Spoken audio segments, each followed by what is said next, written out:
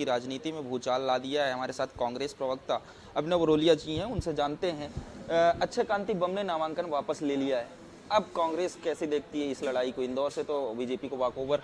देखिए, ये लोकतंत्र का पर्व चल रहा है और इसमें जो तानाशाही, गुंडागर्दी और दादागिरी भारतीय जनता पार्टी कर रही है वो जनता देख रही है खुली आंखों से। जिस तरीके से सूरत में घटना घटी, जिस तरीके से चंडीगढ़ में मेयर का चुनाव हुआ, खजुराहो में चुनाव हुआ, अब ये यहाँ पर इंदौर में जो घटा है, तो ये सब देखा जा रहा है कि संविधान की हत्या करने की कोशिश जो भारतीय जनता पार्टी कर रही है, आरक्षण को खत्म करने की बात उनके नेता कर रहे हैं, तो ये बातें जनता के डोमेन में है। और अपनी निश्चित हार, 2 चरणों में निश्चित हार जो दिख रही थी भारतीय जनता पार्टी को, उसका ये जीता जागता सबूत है कि आखिरी फिल्मों में जैसे हम देखते थे कि अमरीश पुरी, शक्ति कपूर, गुलशन ग्रोवर सब इकट्ठा होकर कैसे दादागिरी करते थे, वो फोटो भी आज आपने देखी अक्षय बम जी के साथ किस तरीके से गाड़ी में सेल्फी ली जा रही है। तो ये दिखा रहा है कि अपने निश्चित हार के आखिरी समय में जब खलनायक और विलन जो होते हैं, जो काम करते हैं, वो काम भारतीय जनता पार्टी के नेता कर रहे हैं। बात तो सारी आपकी सही है, लेकिन सवाल ये है कि क्या कांग्रेस पार्टी के लड़ाकू जो उम्मीदवार हैं, वो लड़ाकू उम्मीदवारों की कमी रहेगी कि बीजेपी के प्रलोभन से, बीजेपी के डर से वो कांग्रेस पार्टी को छोड़ रहे हैं और कांग्रेस पार्टी प्रत्याशी चयन में गलती कर रही है क्या? देखिए, गलती तो कहीं नहीं है। कांग्रेस पार्टी जो अभी फेस कर रही है और भारत का लोकतंत्र जो फेस कर रहा है, वो तानाशाही को फेस कर रहा है, गुंडागर्दी को फेस कर रहा है, दादागिरी को फेस कर रहा है।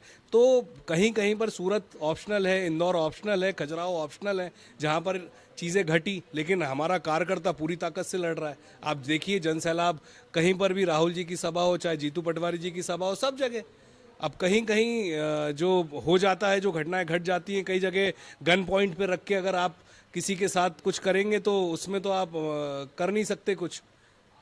जिस तरीके से कांग्रेस के नेता बीजेपी में शामिल हो रहे हैं, बीजेपी के नेता उन्हें शामिल करा रहे हैं, कारण कोई भी हो, लेकिन पब्लिक के बीच, जनता के बीच, आम मतदाता के बीच ये संदेश जा रहा है कि कांग्रेस पार्टी के नेता ही जब बीजेपी में जा रहे हैं तो वोटर्स किस प्रकार से, वोटर्स का क्या मनोभाव? नहीं, गलत बोल रहे हैं आप, गलत बोल रहे हैं। जनता के बीच में जो संदेश जा रहा है वो जा रहा है कि आरक्षण और संविधान को खत्म करने वाली पार्टी गुंडागर्दी और तानाशाही कर रही है। ये आपका परसेप्शन है, आप ऐसा सोच रहे हो, लेकिन पब्लिक परसेप्शन अब ये बन चुका है। तभी इस हताशा और निराशा के दौर से भाजपा गुजर रही है, गुंडागर्दी और तानाशाही कर रही है। ये 10 साल का टेन्योर जो रहा है, आपने देखा होगा कर्नाटक में किस तरीके से जीतू पटवारी जी गए थे, जब सिंधिया के साथ विधायक गए थे, तो वहां पे रिसोर्ट में क्या घटना घटी थी, दौड़ते भागते, पुलिस पकड़ रही, कहीं कुछ हो रहा है। मनोज चौधरी जी के पिताजी साथ में गए थे जीतू पटवारी जी के अपने बेटे से मिलने, तब देखिए घटना। तो जनता कुछ भूली नहीं है। इन 10 सालों में लोकतंत्र का पूरे तरीके से चीरहरण हो रहा है, जो जनता अपनी खुली आंखों से देख रही है।